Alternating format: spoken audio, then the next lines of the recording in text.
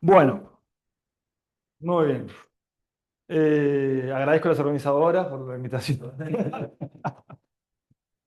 Eh, bien, entonces, arrancamos con lo siguiente. Supongo que tengo un polinomio de grado D, a 0, a 1t. Los que están en el Zoom, avísenme si va viendo. Está. Va a ser- no sé si hay que hacer un zoom. ¿Vos tenés el coso cualquier cosa? Está. Tenemos acá Laurita va piloteando. Bien. Cuando esté un polinomio de grado D, en principio podemos pensar t es una variable real, los coeficientes son todos reales. Eh, uno.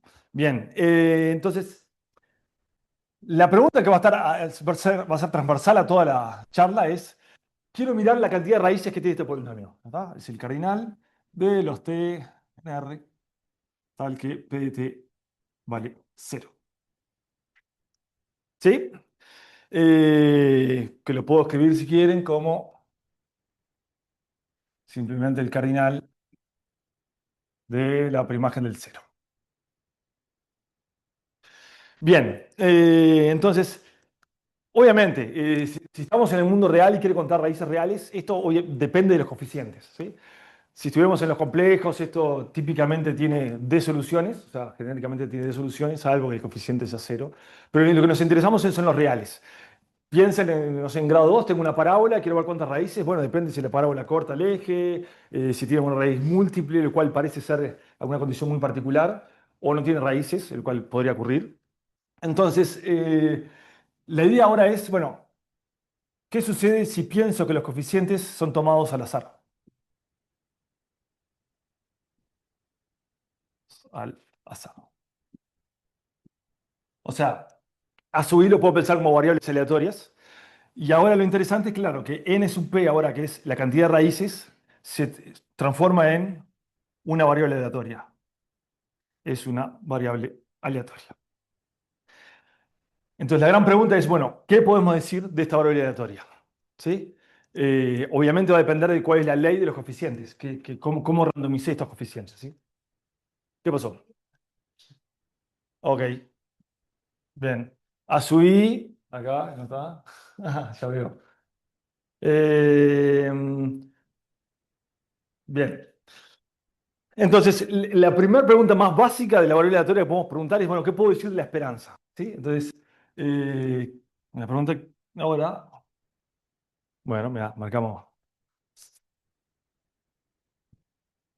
Mm. Entonces, la pregunta que va a ser casi la que me voy a concentrar, pero después voy a decir algunas cosas más. Es, bueno, ¿qué puedo decir de la esperanza de esta variable aleatoria? ¿Sí? Bueno, tiene una historia como súper rica este problema, del 1900 adelante en particular.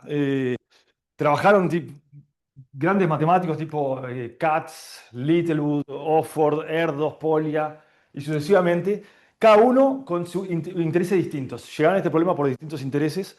Algunos consideraban distribuciones uniformes, otros distribuciones discretas, tipo binomial, otros trabajaban con distribuciones gaussianas. Según el punto de vista, varios confluían en este tipo de problemas que querían entender. ¿Sí? Entonces, el primer resultado importante lo hizo Mark Katz, CAC, en los 40, ¿sí? Eh, que básicamente dice, bueno, si tomamos que los coeficientes A sub i sean I y D normales 0, 1, la esperanza del número de raíces es un resultado que lo va a hacer asintótico en D. ¿Qué pasa cuando D crece? A lo que pudo llegar él. Es que esto cuando D crece es 2 sobre pi por logaritmo de D.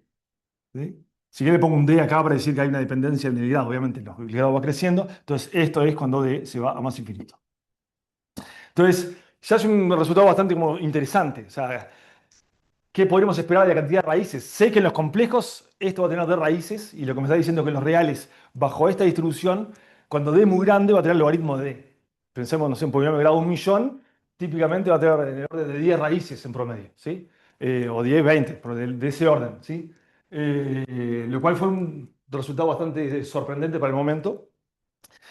Y puedo contar un poco la idea de qué fue lo que hizo eh, Katz para esto. Eh, obviamente no voy a contar lo que hace exactamente en el paper, pero fue en cómo fue evolucionando el paper con el tiempo y contar la versión más moderna de lo que quiso hacer, ¿sí? Que de hecho es donde se fabrica básicamente lo que conocemos como la fórmula de Katz-Rice, que hemos hablado mucho se habla mucho acá y nos ha dado mucho trabajo, muchas alegrías en la vida. Pero bueno, esto es como los cimientos donde aparece Katz trabajar con esto y obviamente eso madura en algo mucho más rígido. Entonces, le cuento básicamente la idea, que es así. Suponga que tengo mi polinomio, ¿sí? Y quiero tratar de contar las raíces. Entonces, bueno, la idea es que uno se toma una franjita. Bueno, ahora tengo muchos colores, así que voy a poder hacerlo bien. Me tomo acá una bandita epsilon. Epsilon.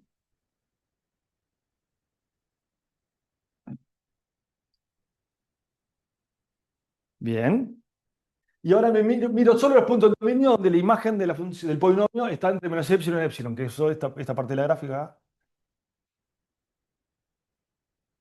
Y me concentro en una. Vamos a mirar este intervalo acá. Voy acá, bajo acá. Miro hago un zoom para los que están afuera. Es una cosa así, tipo, marco acá.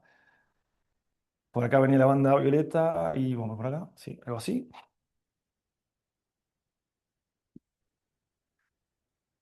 Así que me queda este intervalo. ¿Sí?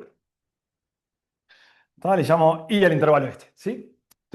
Entonces, tiene altura epsilon y este tiene altura menos epsilon. Entonces, ¿qué sucede si uno integra la integral? Vamos a ponerle el intervalo, le pongo al intervalo I, le pongo alfa y beta. O sea, entonces, si integro el intervalo este y calculo la derivada, calculo la integral de la derivada en esto. Bueno, teorema fundamental del cálculo dice que es f en el extremo derecho menos f en el extremo izquierdo. O sea, es f de beta menos f de alfa. Que acabo de decir que los marqué, o sea, los definí alfa y beta para que esto sea epsilon y esto sea menos epsilon. Así que esto lo que te da es 2 epsilon. Entonces lo que tenemos es que básicamente que 1/2 epsilon de la integral en ese intervalito particular de la derivada me da 1.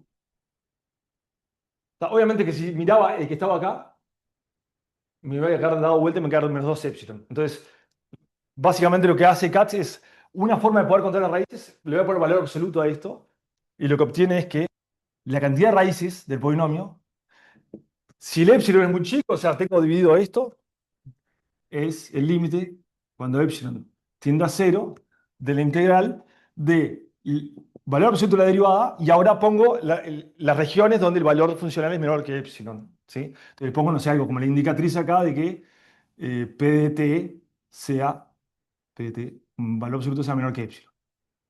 Esto como que compacté esto que son una suma en distintos intervalos. P y F, bueno, P. Todo P, ¿qué dejamos? Todo P, perdón. P. Todo P, P, P. Bien. Entonces todo bien. Ok. Entonces, cuando epsilon y 1/2 epsilon. ¿Ok? Bien. En el fondo esto es determinístico. Ahora dónde viene el azar. Bueno, si randomizo, la idea es bueno, tomar la esperanza de esto y ver cómo juego con este resultado ahí. Acá.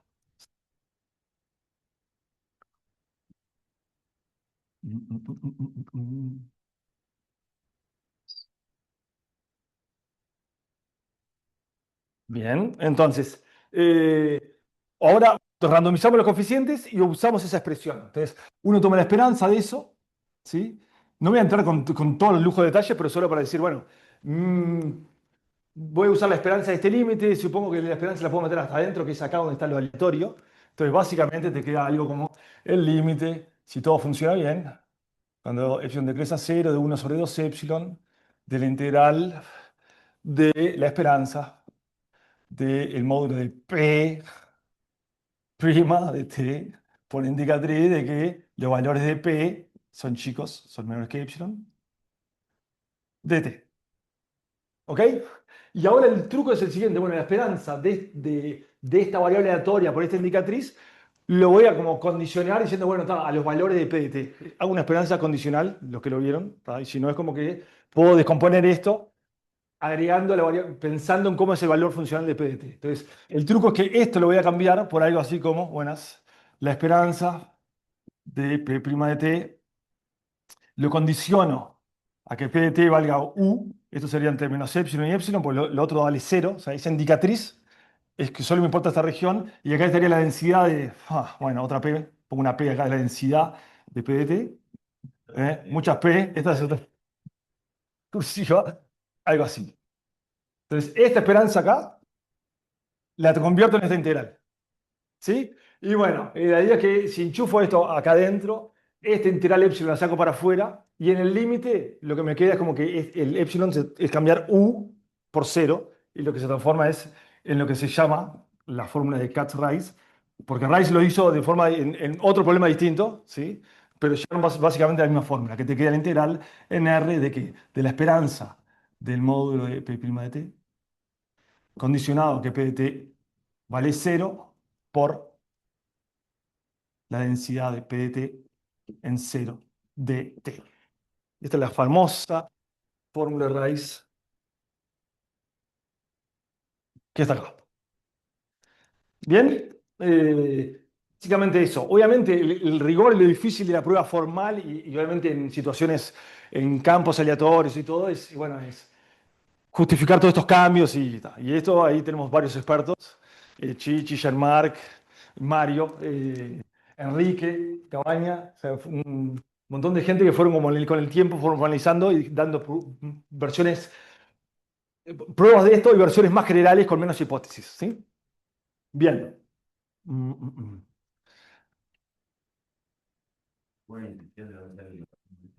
Eh, bueno, intuición no, pero te puedo dar una segunda prueba en la cual se observa más claramente sí.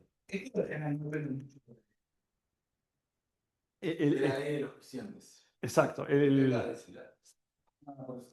Sí, o sea, sí. Después hay que dar la cuenta, ¿no? Claro. No, lo interesante es que esto después se pasa a sistemas de ecuaciones polinomiales, o sea, se puede generalizar, pero obviamente hay como teorema de universalidad en el cual que sea normal 0,1, sea uniforme, hay como teoremas de universalidad más modernos, muy técnicos, que no lo voy a abordar, pero lo puedo comentar, digamos. Bueno, ya lo comenté. Bien. Perfecto. Así que eso fue lo que hizo Katz, y logró calcular. De hecho, lo que él pone en el paper es esta expresión de este producto que calcula como la densidad de ceros, digamos. Entonces, con eso, a partir de eso, entonces, pues, lo que estaba, esta es la versión más moderna que fue lo que hizo, y logró calcular estas cosas.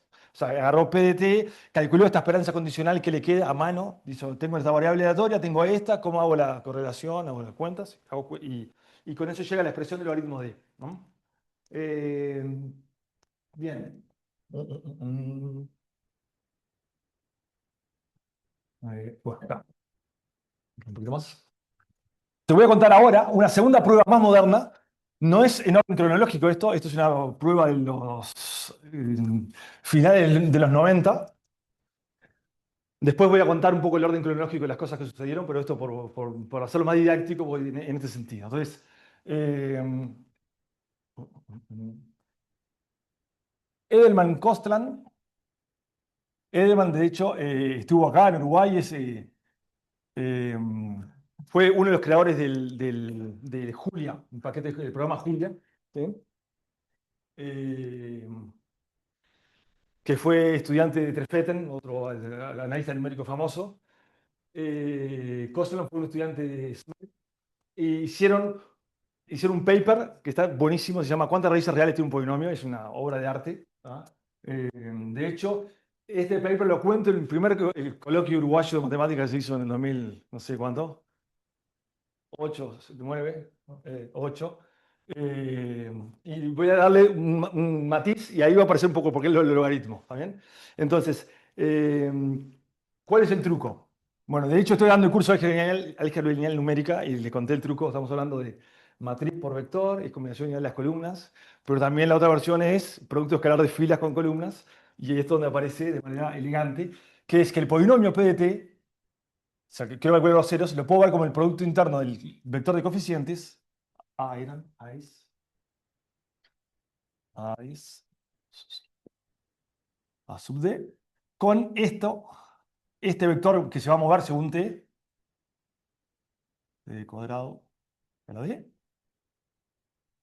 Entonces lo puedo ver como el producto del vector de coeficientes del polinomio con esto que puedo pensarlo como una curva, de gamma de t. Entonces, esto lo escribo más corto como el p, o sea, el polinomio ya le pongo como vector, o sea, los coeficientes, con gamma de t que le llamo esa curva que está ahí.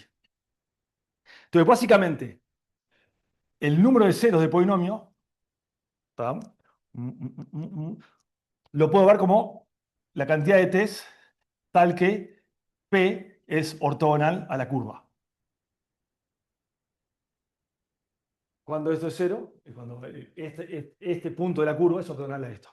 Acá lo que pueden pensar, esto está dado el polinomio fijo, tengo un polinomio fijo, tengo un vector, y estoy mirando cuándo la curva pasa por el plano ortogonal al vector. Cuando intersecta eso, ahí hay un cero. Así que le puedo escribir más, perdón, cantidad acá. Así que es la cantidad de punto de intersección, le pongo así, de el ortogonal a lo que es al vector, intersección gamma, la curva. ¿Bien? Muy bien. Entonces, calcular la cantidad de ceros, ahora sí, randomizo el polinomio. Calcular esto es calcular la esperanza del número de puntos de intersección de este plano o ecuador que se está moviendo, este subespacio que se está moviendo. ¿Sí? Ahora P es un vector que se está moviendo aleatoriamente, según la distribución. ¿Sí? Entonces es un plano de codimensión, es un hiperespacio que se está moviendo en R a la D más 1. Y quiero ver cuántas veces esto intersecta la curva gamma. ¿Sí? Bueno, si nos restringimos, ¿tá? Ahora volvemos al caso de Katz, que es donde los coeficientes anormales 0,1, ¿sí? Entonces, puedo hacer eh, una pequeña observación. En realidad es multiplicar el polinomio, el coeficiente de P por un número, no cambia la cantidad de raíces, y multiplicar este vector por un número no cambia la cantidad de raíces. Así que puedo todo normalizarlo para que me quede todo en una esfera. Entonces, como que tengo la esfera, tengo el vector P ya normalizado, si quieren, P gorro acá. Tengo lo que sería en este caso, si estoy en la esfera mismo de R3, sería el plano que estoy mirando y sería como el ortogonal acá, una cosa así. ¿Ah? Y ahora tengo la curva gamma de t esta, que si miran es 1t de t cuadrado, en el caso este que sería d igual 2. La primera coordenada fija 1, la segunda es t y la segunda t cuadrado. Es como un gráfico de una parábola, exactamente. Entonces tengo un gráfico de una parábola que lo voy a normalizar. Entonces, por ejemplo, no sé, supongo que acá estaba el eje x y z, entonces acá tiene coordenada 1. Entonces, es como una parábola que está en este plano acá, una cosa así, hace uy. Pero como lo proyecto, eso cuando lo proyectas, se puede ver fácil que es como una curva que hace así, o sea, va hasta el punto este que es como el infinito y va por atrás. ¿Está bien? Entonces, P determinístico. ¿Cuántas raíces tiene este P? Bueno, acá lo miro, ya tiene dos raíces, una corta acá y otra corta al lado. Pero obviamente si P lo giro, si el P está más de este lado, ya el ecuador me queda más asociado acá y no tiene intersección. Entonces puedo mirar la cantidad de puntos de intersección según dónde está P. Entonces lo interesante es que si P ahora lo pienso como aleatorio, con coeficientes normales 0,1 independientes, la distribución de P en la esfera es uniforme. Entonces lo que estoy mirando es como un ecuador uniforme que se está moviendo y contando cuántos puntos de intersección tiene. Y esto es la famosa fórmula de Crofton, que te dice que si P se mueve, o sea, si el ecuador este se mueve de manera uniforme, esta esperanza, esta cantidad de puntos de intersección es exactamente una constante, de hecho 2 sobre pi en este caso, bueno, pongo por la longitud de la curva gamma. Y la longitud de esta curva es el logaritmo de... no explica, pero por lo menos es de dónde sale, digamos, el logaritmo. Eh, no, no, es asintótica, no por eso, es una integral elíptica. O sea, es calcular la longitud, es calcular, agarrar esta curva, o sea, estoy mirando la curva proyectada, es la curva 1t, dividido la raíz cuadrada de la norma al cuadrado. ¿Eh? Esto lo proyecté y quiero calcular la longitud, la integral de la velocidad, y te queda una integral elíptica que lo que Katz, o sea, llega Katz en algún momento a esto, pero por otro modo, por otro modo, y le queda una entrada elíptica, tiene que calcular y, dice, bueno, en el infinito es fácil que va al logaritmo de y bastante rápido, pero llega hasta ahí. ¿Cómo? Bueno, sí. Bueno, ha sido horrible, sí. Ah, para mí le llamo elíptica cuando ya. Sí. mm. O sea, es, es la norma de esto, la norma de la velocidad de esto, digamos.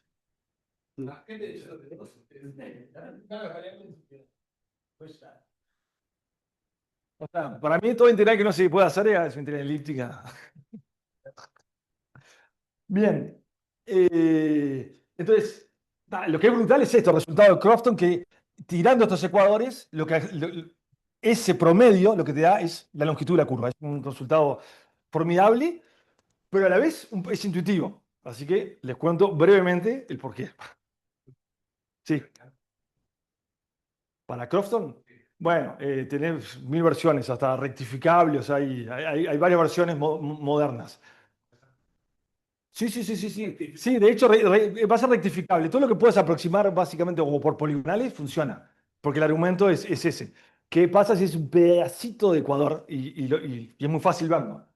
Entonces, les muestro, o sea, este es el ejemplo, digamos, de juguete, pero obviamente ya funciona para probar este súper problema. Pero después hay versiones más modernas, metidas en espacios más complicados, en cual tenés una acción de algún grupo que hace girar las cosas de manera como uniforme y podés recuperar siempre el volumen de la variedad que estás jugando. Eh, entonces, ¿cuál es la idea? Lo pienso en el círculo. Si yo tomo, por ejemplo, si mi curva gamma es, o gamma uno es la mitad del círculo este, y lo que pienso en mi vector P, tiro el vector P, lo hago en dimensión uno, o sea, una dimensión menos. Ahora digo, ¿cuáles P cortan esto? Todos, ¿sí? Salvo, ahí va, salvo el de arriba, el de abajo, todos cortan, o sea, el ortogonal de este punto será un punto acá y un punto acá. Entonces siempre corta. ¿Está bien? Ahí va. Es el mismo problema de aguja bufón. ¿Está? El de la grilla que tiene la aguja es el mismo problema. Es exactamente lo mismo. Entonces acá, digo, bueno, ¿qué pasa si a gamma ahora transformo en otra gama que sea la mitad? Está, es lo que ves ahí, no todos. O sea, fíjense que mover P es casi como decir, mover P uniforme es casi como decir tiene un punto uniforme. Porque si la curva es chiquita, uno o el otro cae, solo uno cae. Entonces es como pensar, nuevo problema, tiene un punto de distribución uniforme en el círculo, ¿cuál es la probabilidad que caiga en la curva? Y está, eso es proporcional a la longitud. La curva chiquitita es proporcional a la longitud. ¿Cómo se prueba esto? Y bueno, lo hago con pequeñas poligonales, chiqui, chiqui, chiqui. Entonces la probabilidad que caiga acá es, la esperanza de que caiga acá, acá, acá, es todo aditivo. Pues la longitud es aditiva y eso, más o menos epsilon, te da la prueba de Crofton en esta versión sencilla para curvas. Para los más pequeños, intentan hacer lo mismo con un pedazo de curva acá. Y ahí es más divertido jugar qué te da el espacio de vectores que sí el ecuador intersecta. De hecho, el título de mi charla en el coloquio era Desde el teorema fundamental del álgebra al trópico de Capricornio. Y tiene que ver con esto de cómo se mueve el Sol con la Tierra rota. Y está todo sacado del paper este, que es una maravilla. Así que si algún día están libres, pueden chusmear el paper este, donde cuentan esto de manera súper didáctica. Eh, No aparece ninguna importante. Y es es, uno de los papers más citados. citado, sí, sí, claro. Es impresionante. Y buscar, está en la web, pero no lo consigue en revista.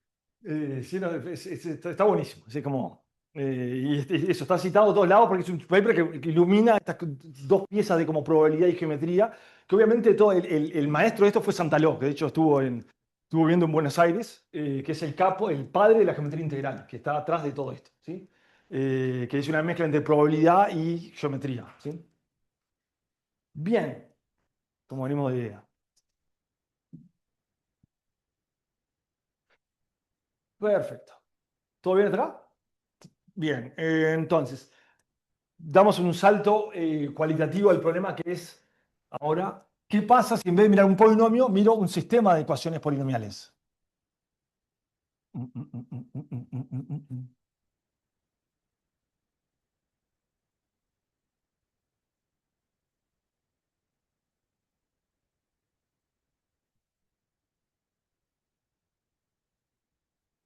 Entonces, la idea ahora en vez de tener un polinomio, vamos a tener, o sea, m polinomios en m ecuaciones. Entonces, ¿qué más?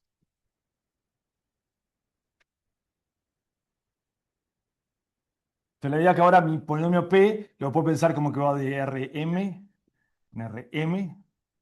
O sea, P lo puedo pensar como un polinomio P sub 1 en m variables, T1 hasta Tm y Pm T1 Tm. ¿Está? Es cuadrado. M incógnitas, M ecuaciones. ¿Está? Bien. Entonces puedo, si quieren escribir, escribo el primer polinomio, P1, para dar un poco de notación, que es que sea en varias variables, digamos, lo puedo escribir como una sumatoria de, yo que sé, J1 hasta Jm entre 0 y un grado de 1, vamos a poner asociado acá, de un coeficiente A, le pongo 1 para decir que estoy con este, y acá sería un multiíndice J1, Jm, T1 a la J1, Tm a la Jm. ¿Está? Y le pongo de 1 para decir su polinomio en varias variables de grado al sumo de 1. ¿Está bien? Entonces, el problema ahora es, ok, ¿qué sucede si yo randomizo los coeficientes? O sea, puedo calcular la esperanza del número de raíces del sistema cuando los coeficientes estos, ahora sería, vamos a llamarle acá, J1, Jm, al azar.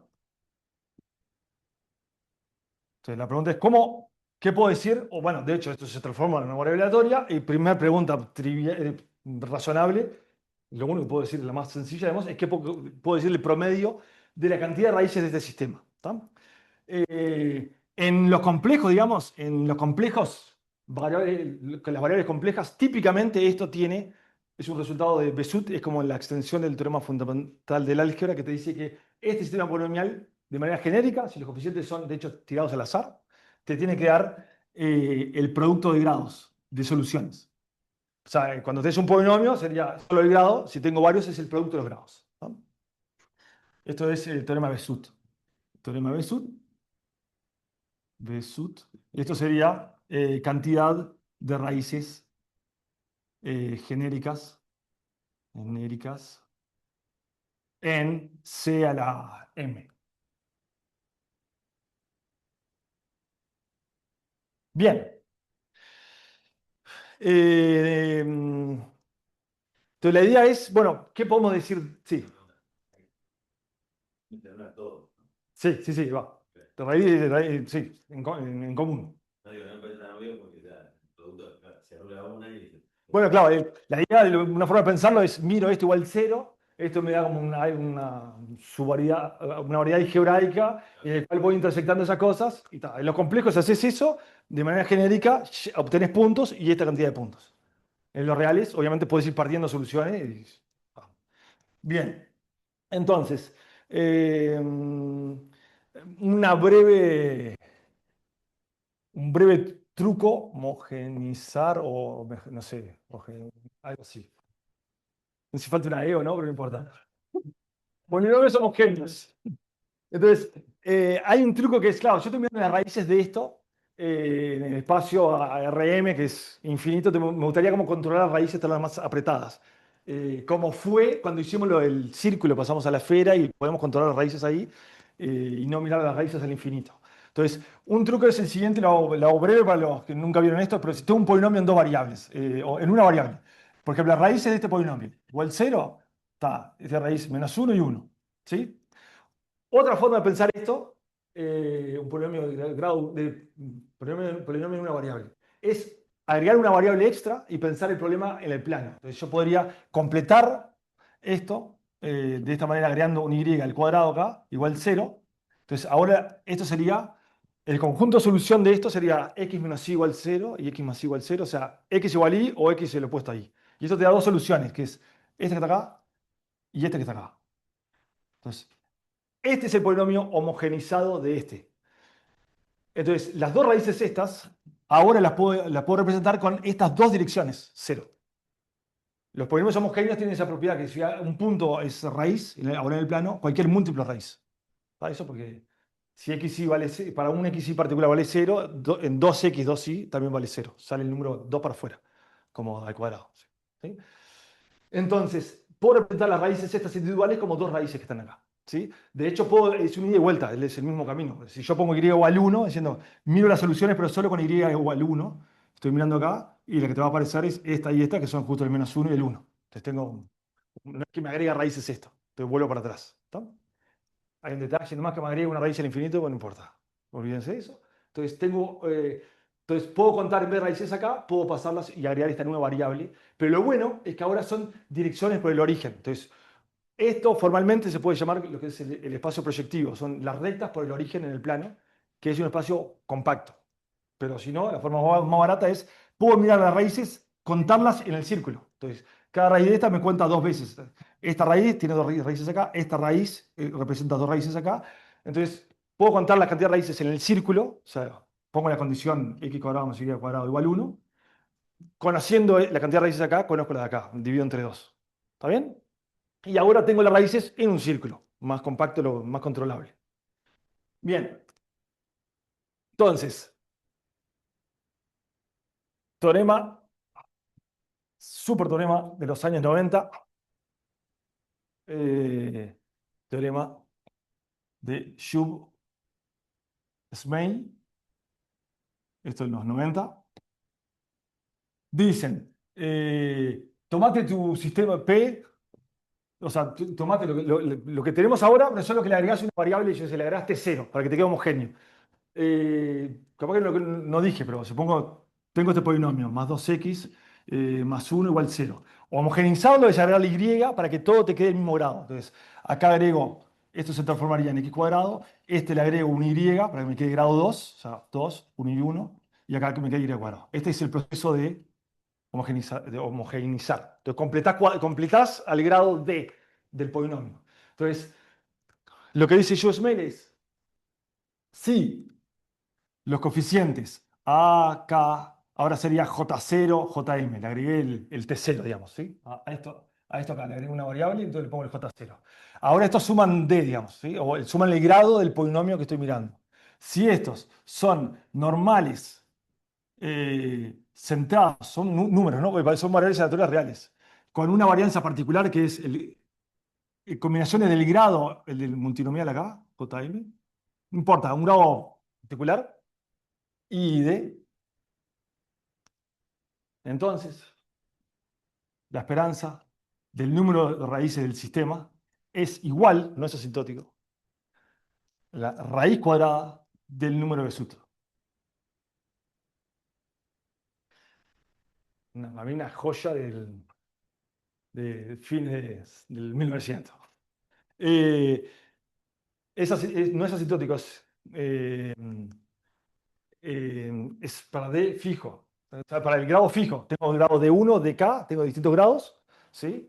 Entonces lo que te da es que si vos randomizás de esta manera, la esperanza de esto te da la raíz cuadrada del número de Sutton.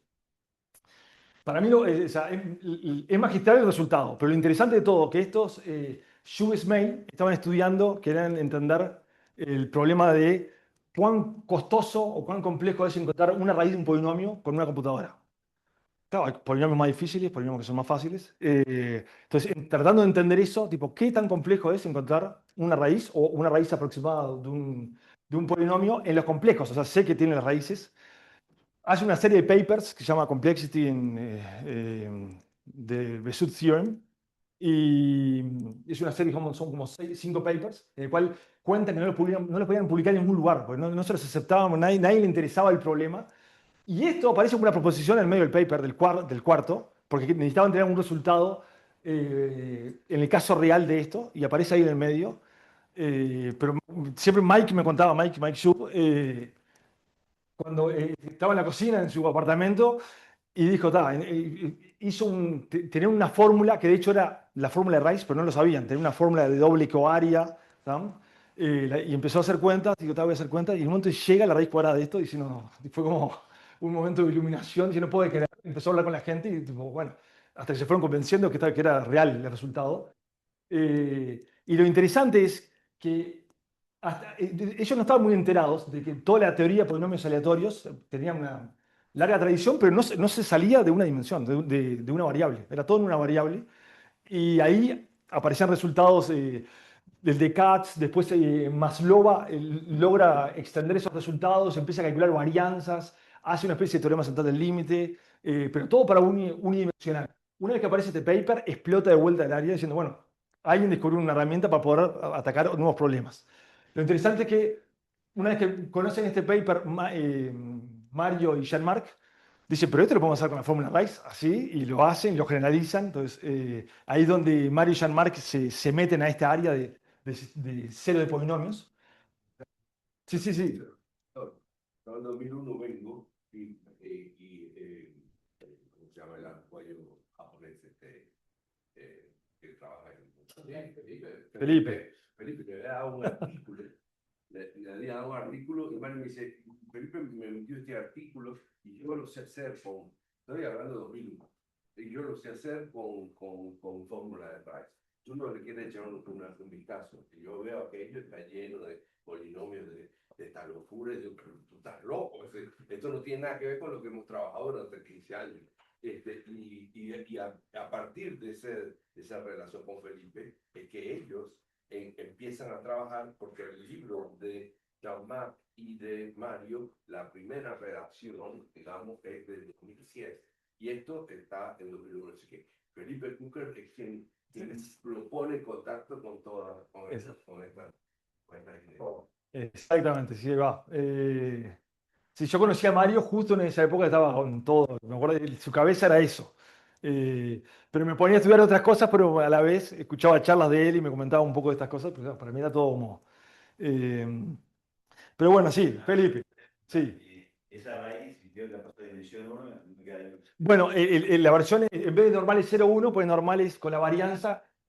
Claro, la varianza ahí va, la varianza sería de D en la posición del monomio. O sea, en el caso de dimensión 1, la varianza La varianza te queda, sería esta, de D en J. J es el AJ, que multiplicas D a la J, pones E. Va variando de varianza. Está. Claro, claro, exacto. En realidad, se puede usar lo anterior de Katz, lo que les conté. Porque lo único, en vez de cambiar la varianza, pone normal 0,1 y cambia la curva. A la curva le cambia. Esa. A Bárbara. ¿Cuál es la curva mínima de todas las De posibilidades? deformarla. Fuera todas las variantes. Ahí va. Llegaste hasta la variante. Llegar a mí. Puede ser, sí. No lo había pensado, ahí va. Al contrario, variablemente todas las raíces son reales. Y con eso pasa. No, está bien, sí, sí. Lo que tenés que mantener de alguna manera las normales en los coeficientes para que la distribución sea de los ecuadores. Eso. Ahí va. Pero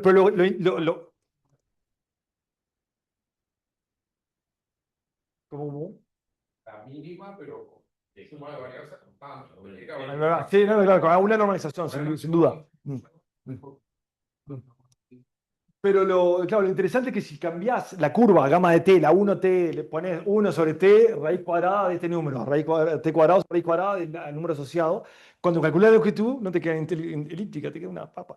Se calcula así nomás y te queda raíz cuadrada del... Porque se suma Sí, por eso, si la número te queda elemental la cuenta. ¿Tá? O sea, una pequeña modificación de la curva hace que pase de elíptica a cálculo 1. Sí, exacto, ahí va.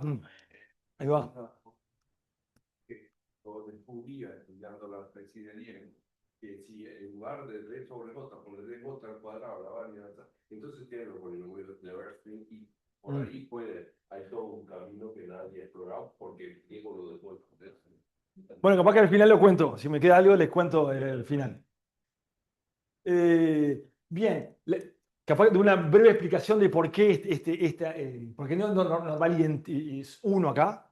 Y la explicación es bastante sencilla, que es, creo, estoy en Rm+1, digamos, ¿está? Tomo matrices ortogonales en Rm+1, o sea, las isometrías de Rm+1, ¿sí?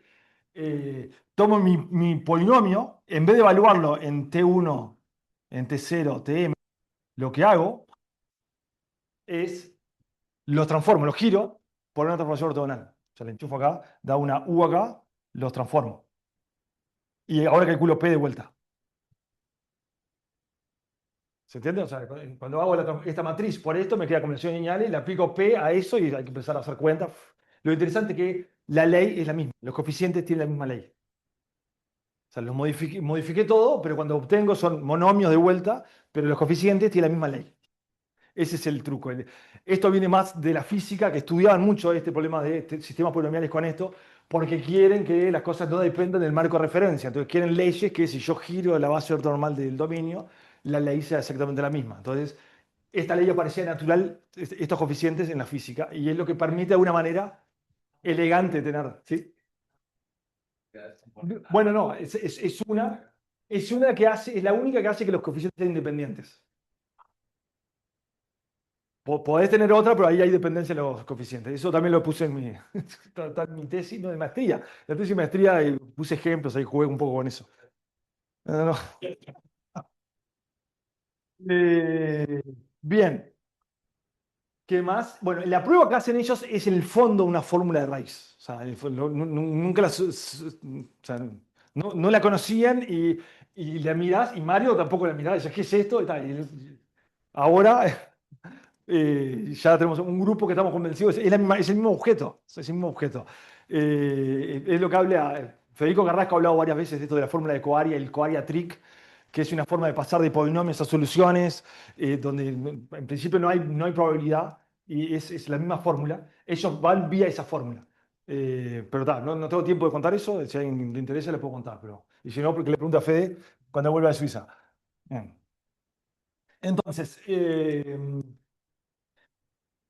le voy a contar bien, entonces, eh, bien, y a partir de esto, bueno, eso, en una variable ya se había hecho mucha cosa, de hecho, Fede Almagro está allá, prueba un teorema central del límite en una variable para la distribución esta de Hughes-Mail, o sea, le llaman ya distribución de Hughes-Mail, prueba un teorema central del límite para algunas soluciones. Después, más adelante, ya trabajo con Jean-Marc y con Chichi y Federico, hacemos un teorema central del límite también para el número de soluciones, esto en sistemas de ecuaciones polinomiales. Fue un arduo trabajo de varios años. Eh, con buena comida, bueno, buen complemento, buen maridaje. Eh, y nada, y seguimos trabajando porque hay un sinfín de preguntas asociadas. Entonces, voy a contar, motivar algo, por ejemplo, que sería sencillo. Entonces, lo que quiero mirar ahora es, en vez de mirar el sistema completo, miro un polinomio solo. ¿No? Entonces, suponga que tengo un polinomio ahora que va ya lo pienso homogéneo, solo uno, está como el P1 si quieren. Le pongo uno, solo P. Entonces, ahora lo que puedo pensar es mirar la primagen del cero, o sea, el conjunto de solución, pero lo voy a mirar en la esfera para que me quede todo más controlado. Entonces, yo tengo la esfera. eh, Si fuera la esfera en R3, típicamente esto es lo que me daría, este conjunto es una curvita ahí adentro. ¿Sí? Ya no son puntos. Entonces ya contar puntos no tiene sentido, pero sí tiene sentido decir, bueno, puedo calcular la longitud de esto cuando los coeficientes son al azar. Porque tengo curvas aleatorias y me gustaría saber cómo se comporta la longitud. ¿Sí? Entonces, la pregunta es, ¿puedo calcular la esperanza del volumen de la primagen? Ya la pienso que está en la esfera, sí. Eh, Cuando los coeficientes son al azar. ¿Ok? Bueno, esto por el 2000, o por ahí 90, a fines, se inicia el 2000, Kostland da una prueba de esto, vía las doble fórmula de Coaria, haciendo una técnica, la que hizo Schwarzschild, solo que ahora eh, menos polinomios. De hecho, ¿qué pasaba si tomaba K polinomios y estudiaba el volumen de ese objeto, digamos? ¿Está bien? Le pongo volumen en longitud, pero obviamente depende de donde estoy trabajando. Ahí va. Le voy a contar algo que le ha costado a mis colegas no probabilistas entenderlos, eh, pero acá lo van a entender. ¿Está? Que es lo siguiente. Para mostrarles cómo este maridaje entre geometría y probabilidad funcionan bien y permiten encontrar resultados mucho más fáciles. Entonces, eh, supongan que quiero calcular la esperanza del volumen. ¿Sí? Entonces, tan, tan, tan. Esto, a ver, lo puedo pensar así. Paro acá. Entonces, Crofton nuevamente aparece y Crofton me dice que el volumen de la prima imagen del cero de esto, lo pienso como si tuviera, es una curva en el, ¿sí? Me dice que esto es exactamente igual a, acá sería la longitud en este caso, sería tomate un ecuador al azar con esta distribución uniforme, ¿sí? Y contar la cantidad de puntos de intersección. O sea, esto es, lo puedo pensar como una esperanza, si quieres, una integral, pero lo puedo pensar como una esperanza, vamos a llamarle L, de la cantidad de puntos de esto cortado con L, donde estos son ecuadores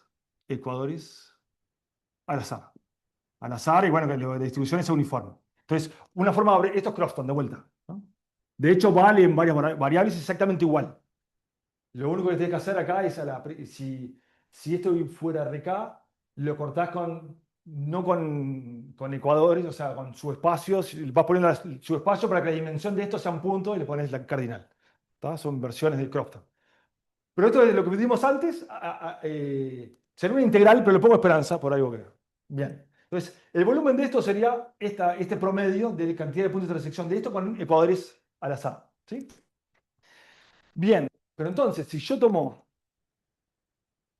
la esperanza acá, ahora la esperanza de los coeficientes, digamos, ya de los AES, es una esperanza acá de los coeficientes. Ahora todo el mundo se mueve, no solo se están moviendo estos ecuadores al azar, sino que esto también se está moviendo. ¿Sí? ¿Todo bien? ¿Eh? Y bueno, lo que digo es que ahora digo, hago pausa, digo, tomen el sistema P, ahora P grande si quieren, que sea el polinomio este que puse el P, de T0 a Tm, y ahora agrego ecuaciones lineales independientes, lo pongo así tipo, ecuaciones xi1 de T0 Tm, si m-1, T0 Tm. O sea, lo que estoy diciendo es, acá tengo un polinomio de grado de 1 y acá tengo ecuaciones lineales en T0, Tm, ¿sí? Y donde los números estos son normales y 0,1 independientes. Los xi sub i, estos son i y d, normal y 0,1. Opa, uy, no se ve.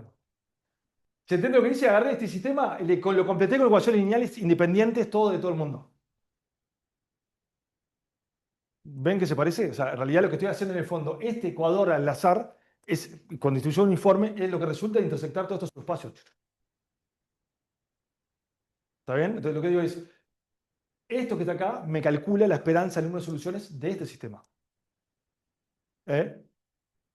Schurman dice, es el producto de los grados, de 1 por, entonces lo que te queda es raíz cuadrada de 1. O sea, esto, al fin y al cabo, es un caso particular del teorema Schur-Smale, solo que agregas ecuaciones lineales. De hecho, bueno, Kostler hace un paper largo de esto, lo hace con K ecuaciones, pero es exactamente lo mismo. O sea, te queda prueba que esto te da raíz cuadrada de 1 de K. Bueno, esto se lo conté a Schubert y a Carlos Beltrán, y Carlos me decía, no puede ser cierto. Y Mike me decía, me parece que tiene razón, pero no lo entiendo. No, básicamente lo que está diciendo es que la distribución uniforme de esto es lo mismo que tirar estas cosas al azar. La ley es la misma. Lo que te queda es un círculo que es invariante abajo. Es la misma cosa. Exacto, la puedes recuperar. Puede atomizar en algún sentido. Exactamente. Bueno, me pareció como, jocoso contar la historia esta. Y no sé, creo que lo escribí en la tesis, pero no. Pero nada, es como cosas de geometría y probabilidad pueden simplificar dos mundos, digamos, y dar respuestas súper rápidas a esto. Entonces, en el fondo, calcular el volumen de esto, si conoces Crofton, es un caso particular de los sistemas de ecuaciones, ¿no? Bien, entonces, para completar, digamos, la charla, hago algunos comentarios, que es un poco más de la actualidad ahora. Eh, Obviamente, de hecho, tenemos, después de nuestro paper sobre el teorema central del límite, el número de soluciones de estas ecuaciones, de estos sistemas de ecuaciones, lo hacemos para codimensión positiva. Tengo polinomios en m más 1 variables en K ecuaciones, digamos. Eso te queda de vuelta es un objeto algebraico y estudiamos de vuelta, hacemos un teorema central del límite para esos objetos, para el volumen de eso. Y lo que queda, y hay un mundo actual que está trabajando mucho en eso, hay una cantidad de gente, que tratan de entender, ok, el objeto P menos 1 de 0 es una variedad georaica. Pero está bien, hasta ahora está contando solo el volumen, pero hay otras cosas interesantes sobre las propiedades geométricas que ahora son azarosas. Entonces, ¿cómo poder decir algo sobre la esperanza o algo en general? Hay algunos resultados de esperanza, quizá hay una varianza, eso capaz Fede dice que puede estar más actualizado. Y ahora estamos trabajando en conjunto por distintos lados con Fede, Yamar, Chichi, o tenemos resultados sobre estos nuevos característicos geométricos de esto. Y les puedo contar que una de las ideas que está detrás es el tremendo teorema de Weil, de teorema de tubos de Weil. Que lo que dice Weil es, estoy en Rn, tengo una variedad, ¿va? A la variedad le engordo un poquito, que no haya autointersección. Si le calculas el volumen, ¿qué pasó? No, pero Fede lo hizo 15 años después. No, no, no. No, no, no. No, Weil, por eso la discusión. Por eso lo pongo. O sea, es de los 40. O sea, bueno, eso 15 años después. O sea, sí, sí, no, por eso se picó, se picó. Corten, corten.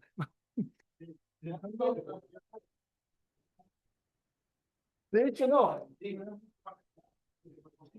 No, no, por eso digo, Federer después se le saca jugo a eso. De hecho, Bale cuenta que el resultado es de Steiner.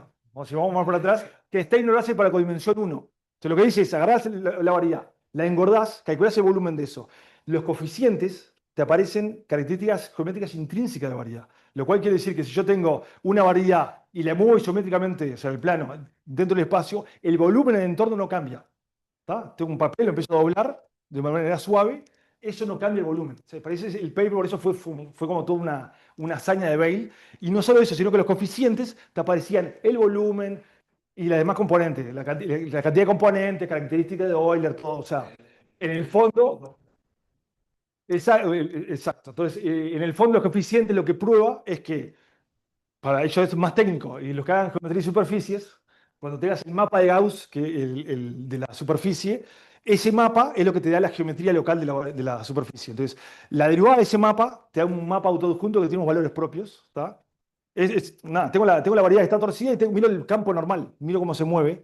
Si uno deriva eso, tenés un mapa autoadjunto que tiene valores propios. Esos valores propios es lo que te describe la geometría. Entonces, lo que prueba Bale es que los coeficientes son integrales de las funciones simétricas en esos valores propios, cada uno. Y cada uno representa una propiedad geométrica. Entonces, lo interesante es que uno puede tirar al azar tu polinomio, tomar un engorde de eso, calcular el volumen, tenés un polinomio donde los coeficientes aparecen estas características geométricas. Yo a ella le puedo calcular la esperanza y podría empezar a jugar con una especie de teorema, o con Crofton, o vía fórmula de raíz para poder explicar en promedio o encontrar teoremas centrales de límite de cómo son la curvatura media de uno de estos objetos. Y eso más o menos es en lo que estamos trabajando. Y nada, con esto terminó. ¿Está? Lo suficiente.